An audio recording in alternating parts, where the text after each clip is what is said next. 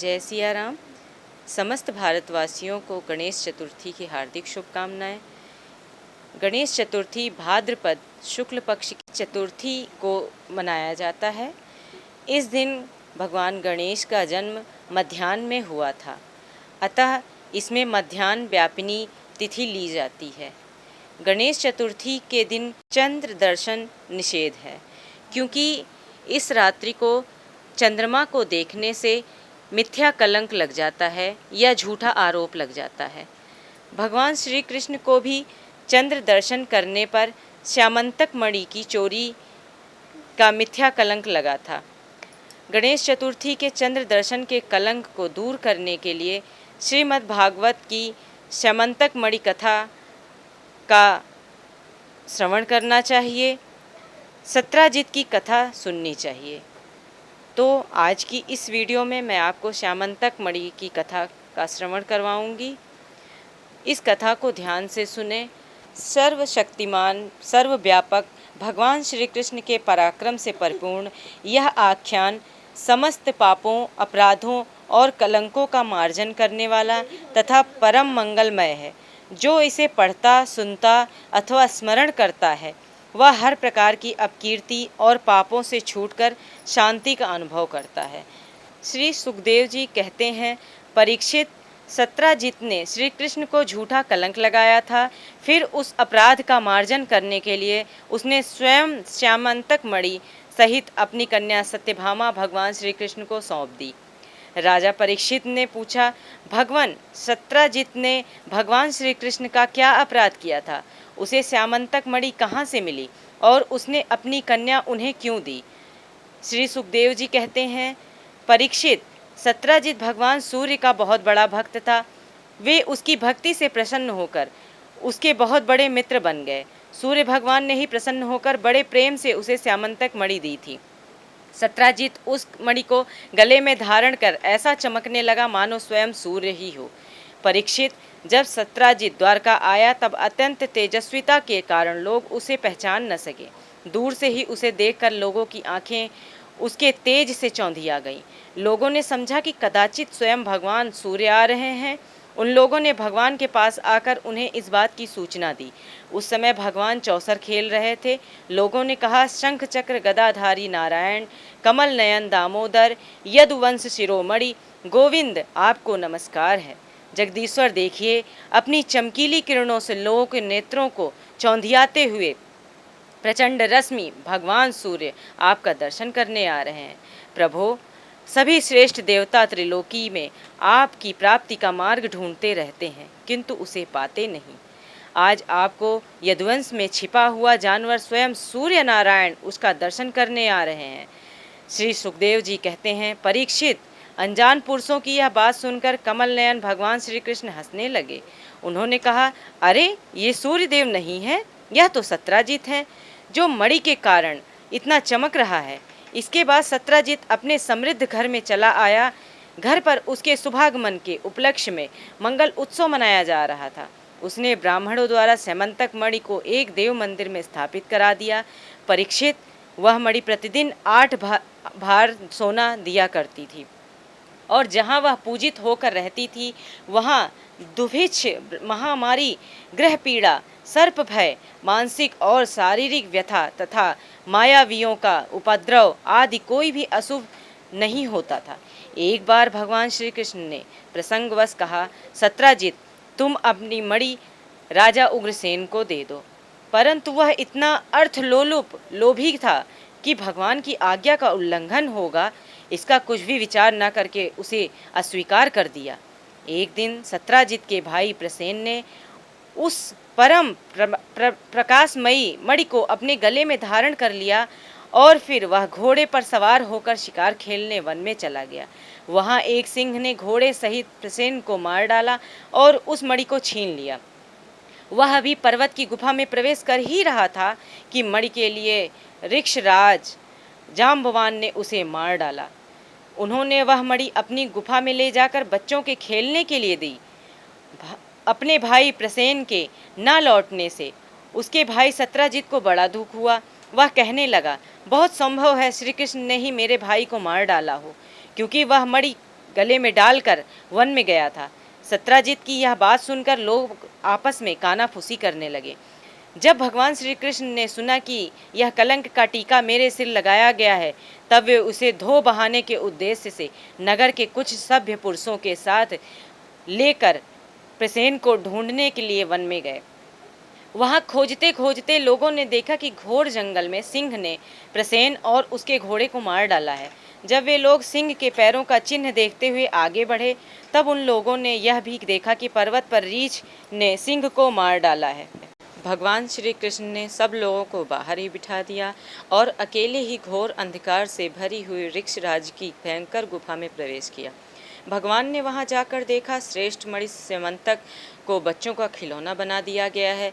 वे उसे हर लेने की इच्छा से बच्चे के पास जा खड़े हुए और उस गुफा में एक अपरिचित मनुष्य को देखकर बच्चे की हाय भयभीत की भांति चिल्ला उठी।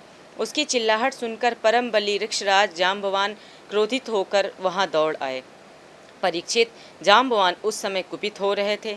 उन्हें भगवान की महिमा, उनके प्रभाव का पता न चला। उन्होंने एक साधारण मनुष्य समझ लिया और वे अपने स्वामी भगवान श्री कृष्ण से युद्ध करने लगे। जिस प्रकार मांस के लिए दो बीज आपस में लड़ते हैं, वैसे ही विजयाभिलाषी भगवान श्री कृष्ण और जाम्बवान आपस में घमासान युद्ध करने लगे।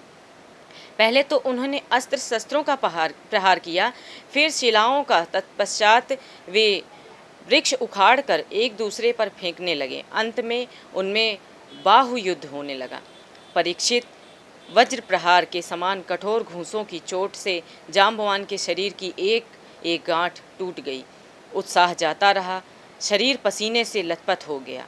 तब उन्होंने अत्यंत विस्मित चकित होकर भगवान श्री कृष्ण से कहा, प्रभो, मैं जान गया, आप ही समस्त प्राणियों के स्वामी, रक्षक, पुराण पुरुष भगवान विष्णु हैं।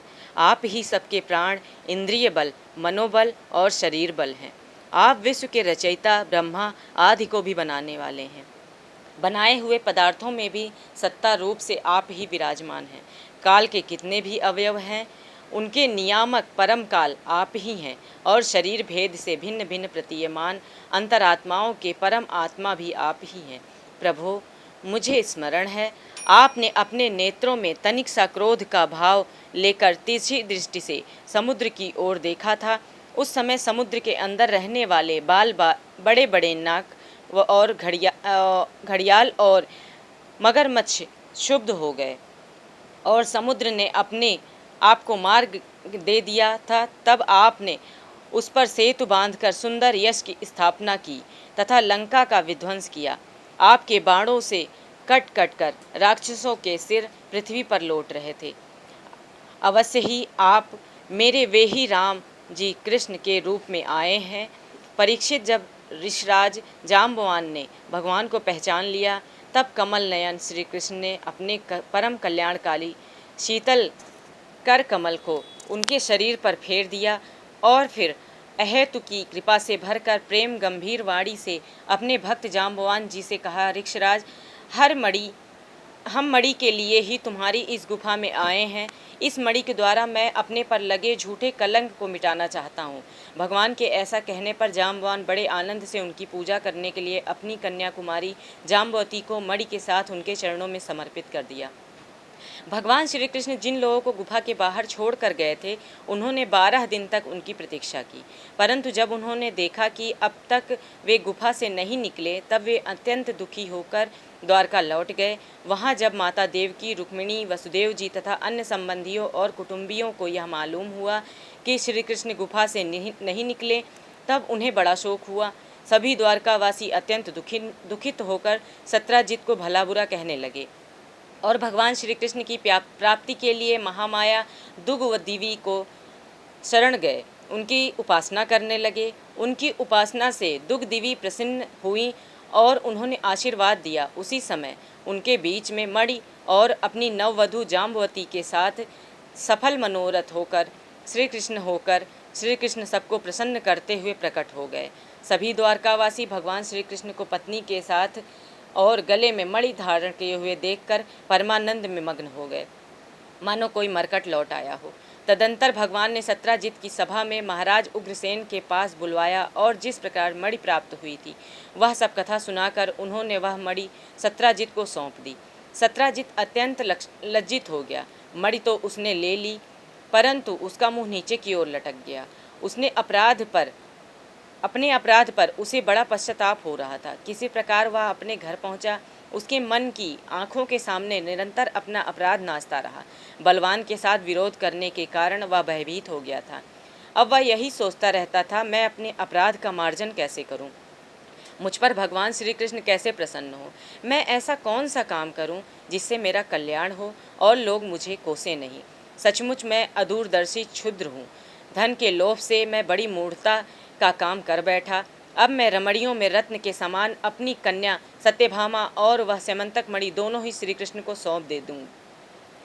यह उपाय बहुत अच्छा है, इसी से मेरे अपराध का मार्जन हो सकता है और कोई उपाय नहीं है। सत्राजित ने अपनी विवेक बुद्धि से ऐसा निश्चय करके स्वयं ही इसके लिए उद्योग किया और अपनी कन्या तथा स्यमंतक मणि दोनों ही ले जाकर श्री कृष्ण को अर्पण कर दी। सत्यभामा शील स्वभाव, सुंदरता, उदारता आदि गुणों से संपन्न थी।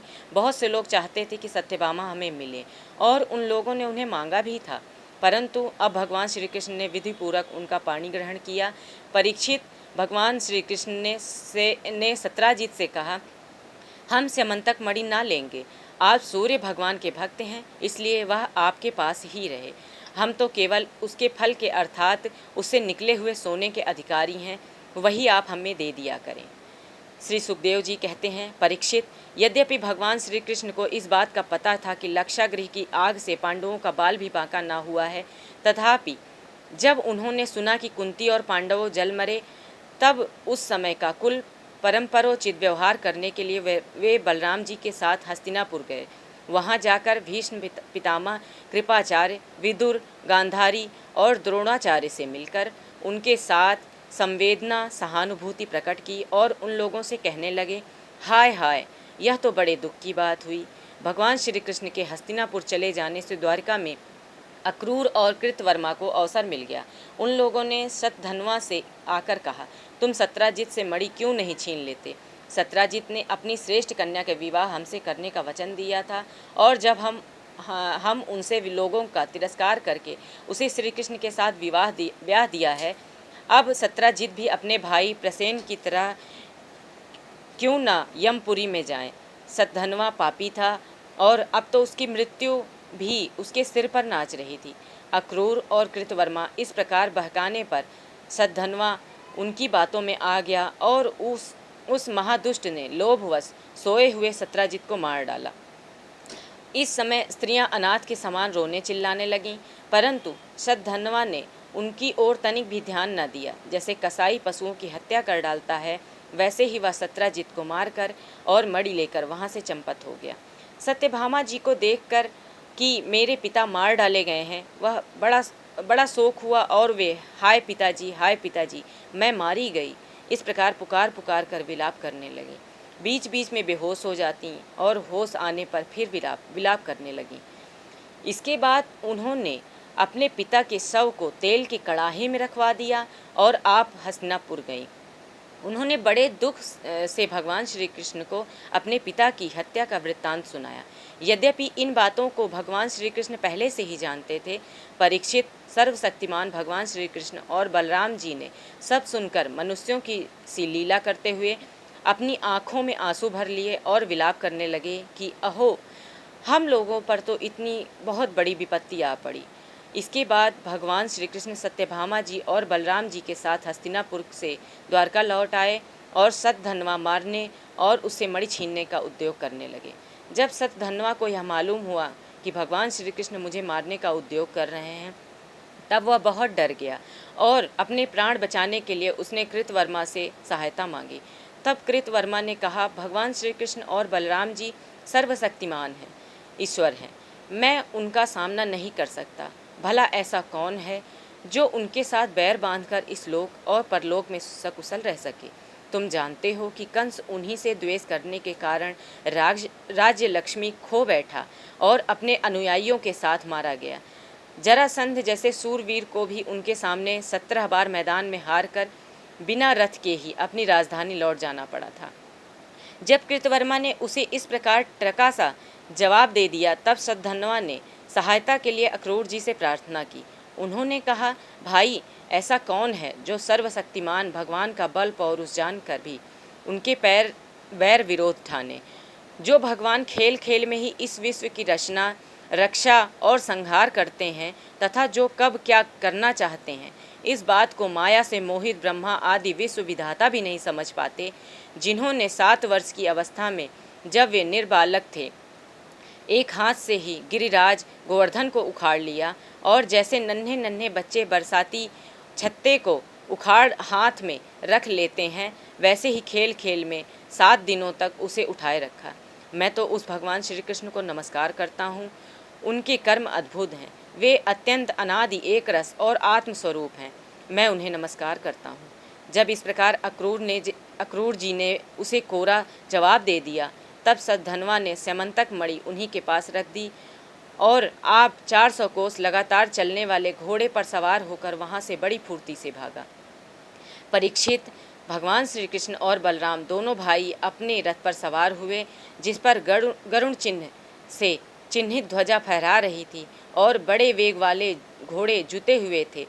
अब उन्होंने अपने ससुर सत्राजित को मारने वाले सद्धन्वा का पीछा किया। मिथिलापुरी के निकट एक उपवन में सद्धन्वा का घोड़ा गिरा पड़ा। अब वह उसे छोड़कर पैदल ही भागा। वह अत्यंत भयभीत हो गया था। भगवान श्री कृष्ण भी क्रोध करके उसके पीछे दौड़े। सद्धन्वा पैदल ही भाग रहा था, इसलिए भगवान ने पैदल ही दौड़कर अपने तीक्ष्ण धार वाले चक्र से उसका सिर उतार दिया और उसके वस्त्रों में स्यमंतक मणि को ढूंढा। परंतु जब मणि नहीं मिली, तब भगवान श्री कृष्ण ने बड़े भाई बलराम जी के पास आकर कहा, हमने सद्धन्वा को व्यर्थ ही मारा, क्योंकि उसके पास स्यमंतक मणि तो है ही नहीं। बलराम जी ने कहा, इसमें संदेह नहीं है कि सद्धन्वा ने स्यमंतक मणि किसी को न किसी के पास रख दी है। अब तुम द्वारका जाओ और उसका पता लगाओ। मैं विदेहराज से मिलना चाहता हूँ, क्योंकि वे मेरे बहुत ही प्रिय मित्र हैं। परीक्षित यह सुन कहकर यदुवंश शिरोमणि बलराम जी मिथिला नगरी में चले गए। जब मिथिला नरेश ने देखा कि पूजनीय बलराम जी महाराज पधारे हैं, तब उनका हृदय आनंद से भर गया। उन्होंने झटपट अपने आसन से उठकर अनेक सामग्रियों से उनकी पूजा की। इसके बाद भगवान बलराम जी कई वर्षों तक मिथिलापुरी में ही रहे। महात्मा जनक ने बड़े प्रेम और सम्मान से उन्हें रखा। इसके बाद समय पर धृतराष्ट्र के पुत्र दुर्योधन ने बलराम जी से गदा युद्ध की शिक्षा ग्रहण की। अपने प्रिय सत्यभामा का प्रिय कार्य करके भगवान श्री कृष्ण द्वारका लौट आए और उनको यह समाचार सुना दिया कि सद्धन्वा को मार डाला गया, परंतु स्यमंतक मणि उसके पास न मिली। इसके बाद उन्होंने भाई बंधुओं के साथ अपने ससुर सत्राजित की वे सब और्ध्वदैहिक क्रियाएं करवाईं, जिनसे मृतक प्राणी का परलोक सुधरता है। अक्रूर और कृतवर्मा ने सद्धन्वा को सत्राजित के वध के लिए उत्तेजित किया था। इसलिए जब उन्होंने सुना कि भगवान श्री कृष्ण ने सद्धन्वा को मार डाला है, तब वे अत्यंत भयभीत होकर द्वारका से भाग खड़े हुए। परीक्षित, कुछ लोग ऐसा मानते हैं कि अक्रूर के द्वारका से चले जाने पर द्वारका वासियों को बहुत प्रकार के अनिष्टों और अरिष्टों का सामना करना पड़ा, परंतु जो लोग ऐसा कहते हैं वे पहले कही हुई बातों को भूल जाते हैं। भला यह भी कभी संभव है कि जिन भगवान श्री कृष्ण से समस्त ऋषि मुनि निवास करते हैं, उनके निवास स्थान द्वारका में उनके साथ रहते कोई उपद्रव खड़ा हो जाए। उस समय नगर के बड़े बूढ़े लोगों ने कहा, एक बार काशी नरेश के राज्य में वर्षा नहीं हो रही थी, सूखा पड़ गया था। तब उन्होंने अपने राज्य में आए हुए अक्रूर के पिता स्वफल्क को अपनी पुत्री गांधिनी ब्याह दी, तब उस प्रदेश में वर्षा हुई। अक्रूर भी स्वफल्क के ही पुत्र हैं और इनका प्रभाव भी वैसा ही है। इसलिए जहाँ जहाँ अक्रूर रहते हैं वहाँ वहाँ खूब वर्षा होती है तथा किसी प्रकार का कष्ट और महामारी आदि उपद्रव नहीं होते। परीक्षित, उन लोगों की बात सुनकर भगवान ने सोचा कि इस उपद्रव का यही कारण है। यह जानकर भी भगवान ने दूत भेजकर अक्रूर को ढूंढवाया और आने पर उनसे बातचीत की। भगवान ने उनका खूब स्वागत सत्कार किया और मीठी मीठी प्रेम की बातें कहकर उनसे संभाषण किया। परीक्षित, भगवान सबके चित्त का एक एक संकल्प देखते रहते हैं। इसलिए उन्होंने मुस्कुराते हुए अक्रूर से कहा, चाचा जी, आप दान धर्म के पालक हैं। हमें यह बात पहले से ही मालूम है कि सद्धनवा आपके पास वह समंतक मणि छोड़ गया है, जो बड़ी ही प्रकाशमान और धन देने वाली है। आप जानते ही हैं कि सत्राजित के कोई पुत्र नहीं है, इसलिए उनकी लड़की के लड़के उनकी नाती ही उनकी तिलांजलि और पिंडदान करेंगे, उनका ऋण चुकाएंगे और जो कुछ बचा रहेगा उसके उत्तराधिकारी होंगे। इस प्रकार शास्त्रीय दृष्टि से यद्यपि समंतक मणि हमारे पुत्र को ही मिलनी चाहिए, तथापि वह मणि आपके पास ही रहे, क्योंकि आप बड़े व्रतनिष्ठ हैं और पवित्रात्मा है और दूसरों के लिए उस मणि को रखना अत्यंत कठिन भी है। परंतु हमारे सामने एक बहुत बड़ी कठिनाई यह आ गई है कि हमारे बड़े भाई बलराम जी मणि के संबंध में मेरी बात का पूरा विश्वास नहीं करते। इसलिए महाभाग्यवान अक्रूर जी, आप वह मणि दिखाकर हमारे इष्ट मित्र बलराम जी, सत्यभामा और जाम्बवती का संदेह दूर कर दीजिए और उनके हृदय में शांति का संचार कीजिए। हमें पता है कि उस मणि के प्रताप से आजकल आप लगातार ही ऐसे यज्ञ करते रहते हैं जिनमें सोने की वेदियां बनती हैं। परीक्षित, जब भगवान श्री कृष्ण ने इस प्रकार सांत्वना देकर उन्हें समझाया बुझाया, तब अक्रूर जी ने वस्त्र में लपेटी हुई सूर्य के समान प्रकाशमान वह मणि निकाली और भगवान श्री कृष्ण को दे दी। भगवान श्री कृष्ण ने वह समंतक मणि अपने जाति भाइयों को दिखाकर अपना कलंक दूर कर दिया और उसे अपने पास रखने में समर्थ होने पर भी पुनः अक्रूर जी को लौटा दिया।